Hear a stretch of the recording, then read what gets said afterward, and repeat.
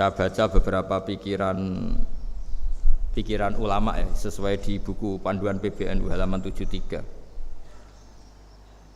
Ar-rajulul maridu idza lam takun lahu imra'atun wala amatun walahu ibnun aw akhun wa huwa la yaqdiru 'alal wudu qal yuwaddi'uhu ibnuhu aw akhuhu ghairal istinja fa innahu la yamussu farjahu wa yaskutu anhu. Jadi ada seseorang sakit, dia enggak bisa wudu, bisanya wudu kalau diwudukan anaknya atau saudaranya, ya dia harus tetap wudu. Tapi nanti misalnya dia harus sesuci, enggak usah sesuci karena nanti efek dari sesuci itu kan kepegang orang lain, yang efeknya justru wudunya menjadi apa? Batal. Selain urusan malu lah ya. Karena fikih enggak bakas malu, bakas sah tidak sah.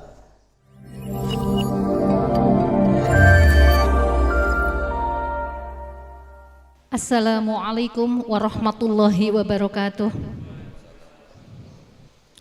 Bismillahi walhamdulillah wastaghfirullah wala haula wala quwata illa billah, amma ba'd.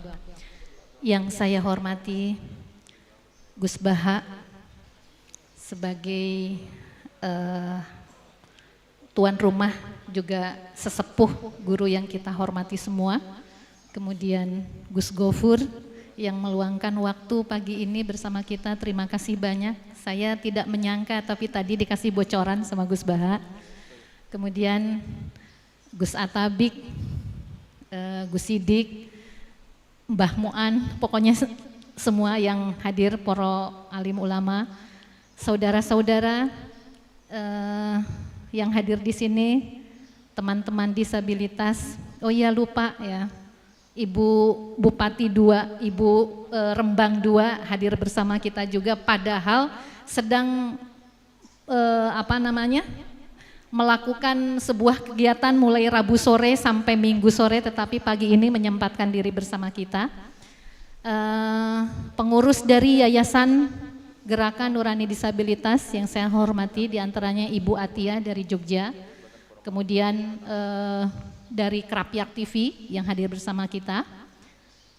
Alhamdulillah pagi ini untuk mempersingkat waktu kita mengadakan pengajian fikih penguatan bagi penyandang disabilitas. Kenapa ini sangat penting?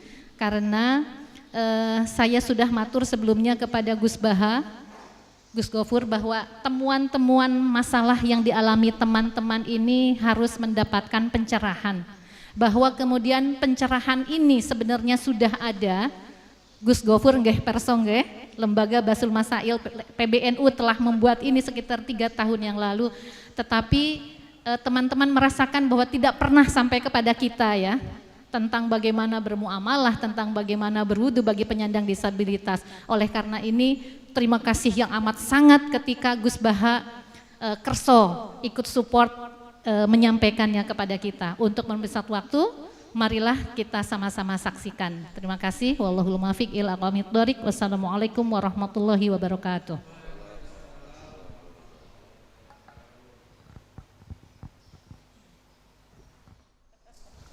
Assalamualaikum warahmatullahi wabarakatuh.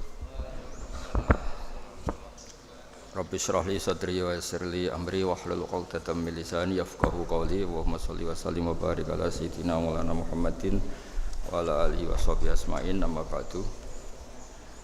Sedanten ingkang kula hormati, wabil khusus nih wonten Gus Gofur, Mbah Nawawi, Gus Sidik, Mas Kawula, Mas Atabik, wonten ning Atiyah, wonten Mbak Aji, wonten Bu Wakil Bupati, semuanya teman-teman. Pakainya disabel apa difabel tadi kesepakatan? Kemarin saya rembukan sama Gus Gofur itu familiar difabel, tapi katanya untuk menginternasional gampang apa? Disabel. Dari sekian yang saya baca, jadi ada 2 pendapat dalam definisi tidak mampu.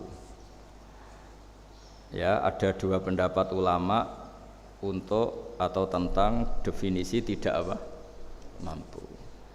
Pikirannya Imam Syafi'i, tidak mampu itu termasuk tidak mampu bayar orang lain atau tidak mampu minta tolong orang lain. Jadi pikirannya Imam Syafi'i, misalnya ada orang nggak punya kaki, tapi dia bisa menyewa orang yang nuntun dia haji, baik lewat nyewa atau lewat loyalis, lewat muhibbin, maka tetap wajib apa?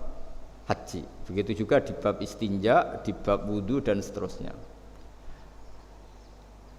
Karena kata mustati mampu itu ya termasuk dengan asumsi mampunya dengan pertolongan orang apa?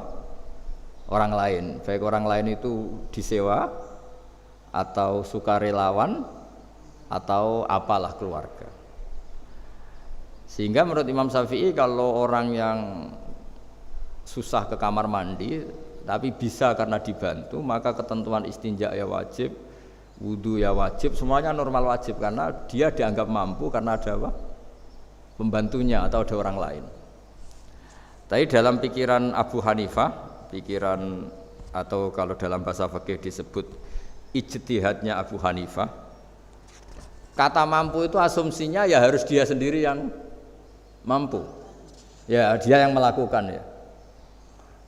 Sehingga di fikih ini misalnya orang disabel habis kemarin yang dicontohkan, Mbak ini siapa yang dari Badek ya? Siapa? Mbak Saras itu misalnya habis dari kamar mandi yang nganter sudah ke pasar atau ke sekolah, terus dia harus ke kamar mandi lagi misalnya susah, dalam mazhab Abu Hanifah sudah dianggap gak mampu, terus dia bisa sholat seadanya dan tidak wajib i'adah. Jadi ini saya baca beberapa pikiran ulama ya, sesuai di buku panduan PBNU halaman 73.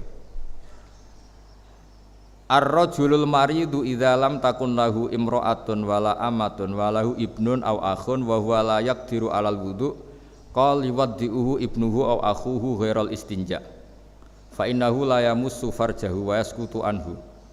Jadi ada seseorang sakit, dia gak bisa wudu, bisanya wudu kalau diwudukan anaknya atau saudaranya, ya dia harus tetap wudu. Tapi nanti misalnya dia harus sesuci, gak usah sesuci karena nanti efek dari sesuci itu kan kepegang orang lain, yang efeknya justru wudunya menjadi apa? Batal. Selain urusan malu lah ya. Karena fikih tidak bakas malu, bakas sah tidak sah. Terus wal mar'ah al maridah idza lam yakun laha zaujun, makanya ini catatannya kalau perempuan ya harus suaminya karena satu-satunya orang yang boleh melihat auratnya itu hanya apa? Suaminya. Walaha bintun au ukhtun tuwaddiuha wa yaskutu anhal istinja. Wala yakhfa anna hadat tafsil yajri fi man sallat yadahu li annahu fi hukmil marid. Begitu juga orang-orang yang tangannya enggak berfungsi misalnya. Nah ini terus anna madzhab Abi Hanifah annal marid idza ajaza anil ima bi ra'si jazalahu tarkus salat sampai fa in syafiya ba'da mudi yaumin fala qada alaih. Intinya ini perdebatan tentang definisi tidak mampu.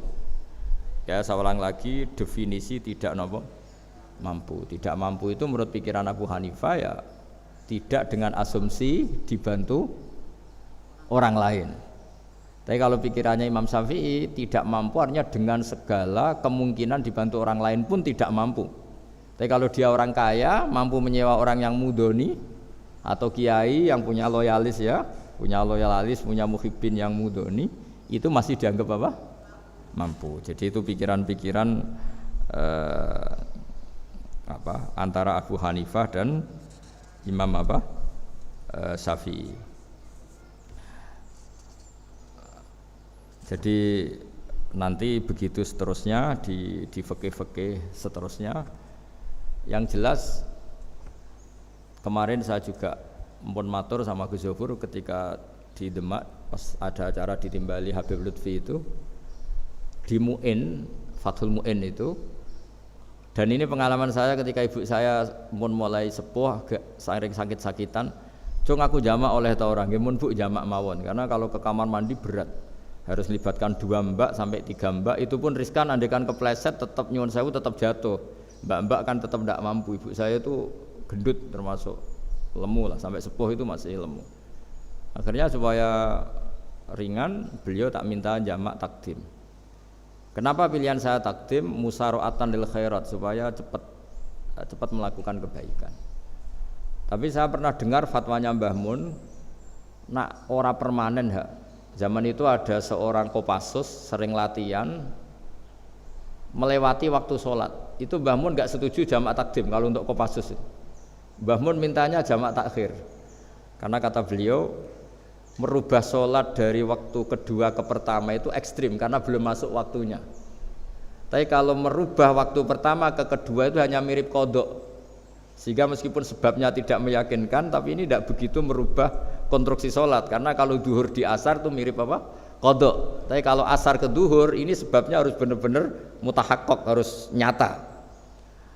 Tapi untuk teman-teman yang disabel, karena sebabnya sudah muhakkok, sudah nyata, dan kangelannya juga sudah apa?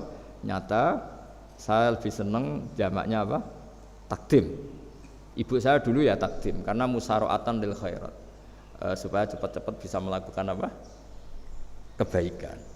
Tapi kalau kayak latihan Kopassus, orang-orang yang sehat cuma karena disiplin latihan harus meninggalkan duhur, itu kata Mbah Mun mendingan milih apa?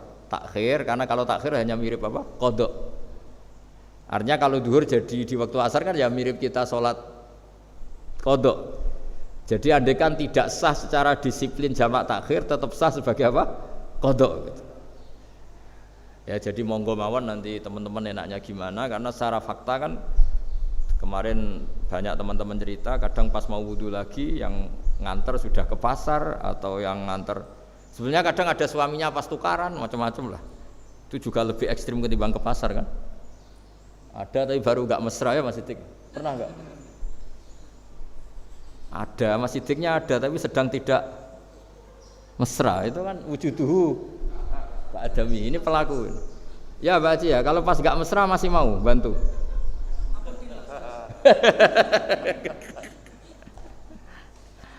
Jadi tapi intinya itu, nah ini yang sebagai obat saya baca hadis ini berkali-kali di hati saya, terus di mental saya juga sering punya banyak masalah, dan alhamdulillah juga sering didatangi orang-orang bermasalah, mulai masalah ekonomi, politik, sampai keluarga sering datang ke saya. Termasuk orang-orang yang mau cerai itu adalah konsultasinya sama saya. Itu sering tak beginikan, kamu kalau cerai itu duda, tapi kalau tetap kawin namanya punya istri. Keren mana dimarahin istri sama duda? Keren punya istri sudah gak usah cerai. Anggap saja harganya itu ya dimarahin itu. Ini saya bacakan hadis yang insya Allah jadi obat semua kita yang punya banyak masalah. Ini di Ibnu Majah halamannya 631. Kalau nomor hadisnya ini karena ada Gus Sidik, ribet tukang protes ini. 4321. Nanti dicari di kitab umum. 4321 nomor hadisnya. Bismillahirrahmanirrahim. Yu'ta yaumal qiyamati bi an'ami ahli dunya minal kuffar fayuqalu ikhmisu fin nari khamsah fayuhmasu fiha. Summa yuqalu lahu ay fulan hal asobaka naimun qattu fayaqulullah ma asobani naimun qattu. Jadi ada orang yang ternikmat di dunia bi an'ami ahli dunya. An'am itu wazannya afdol. Orang ternikmat zaman hidup di dunia. Ya, mungkin istrinya banyak, cantik, seneng semua. Pokoknya semuanya kelas A. Kemudian setelah di akhirat dimasukkan neraka sedikit sama Allah. Terus ditanya sama Allah, kamu di dunia pernah dapat nikmat enggak? Terus dia menjawab, Allah, saya tidak pernah mendapat nikmat, dibanding akhirnya harus masuk neraka selamanya. Terus ini kebalikan, wa yu'ta bi asyaddil mu'minina durran wa balaan. Didatangkan orang yang di dunia ini bawaannya hanya ada problem. Entah problem fisik, entah problem ekonomi, entah keluarga, pokoknya enggak seneng lah, pokoknya sial terus nasibnya. Entah salah lahirnya, entah salah tanggalnya, enggak tahu, pokoknya sial terus. Fayuqalu ikhmisuhu khamsatan fil jannah. Kemudian orang ini sama Allah diganjar masuk surga. Setelah dimasukkan surga, fayuqalu lahu ay fulan hal asobaka durrun qattu aw bala. Pernah enggak kamu di dunia merasakan susahnya hidup di dunia? Fayaqulullah, saya sama sekali tidak sakit. Karena di dunia ini kan maksimal paling 80 tahun. Kita pernah kecil enggak mikir kan sampai 10 tahun. ABG puber bayangannya ngayal untuk bojo ganteng ya ora susah. Habis itu nikah ya sudah seninya ya macam-macam. Ya pokoknya walhasil antara masalah dan nikmat itu masih banyak nikmat. Nanti setelah kita masuk surga itu ditanya sama Allah, pernah enggak kamu menderita di dunia? Tidak Gusti sama sekali. Ma asobani qattu durrun wala balaun. Makanya saya berharap apapun masalah kita di dunia, orientasi kita ini sholat, orientasi kita ini nyari ridhonya Allah, sehingga semua yang kita alami itu menjadi sepele. Makanya saya kemarin matur sama Mbak Atia sama teman-teman disabel, kita kembali ke kiai-kiai dulu. Selalu kalau pidato, terutama nikmati iman dan apa? Islam. Bahwa faktanya kita ini punya nikmat terbesar yang mengalahkan semua nikmat, yaitu iman dan Islam. Meskipun kita dalam berkeluarga mungkin konflik, mungkin suami itu gak pati bener, istri gak bener, tetangga gak bener, macam-macam lah. Sanggup itu sepele semua, karena kita punya nikmat terbaik yaitu apa? Iman dan Islam. Pokoknya menurut semua mawon. Pokoknya imannya ra oleh pincang, ra oleh kopok. Pokoknya iman ini yang benar. Iman itu ini hadis favorit saya ketika saya punya banyak masalah atau dimintai konsultasi oleh orang-orang yang banyak masalah. Itu nanti orang-orang yang paling nikmat di dunia ketika ditanya, karena faktanya nanti masuk neraka, bilang nggak pernah mendapat apa? Nikmat. Sebaliknya orang yang paling sial di dunia ketika akhirnya masuk surga nganggep semuanya itu tidak ada masalah.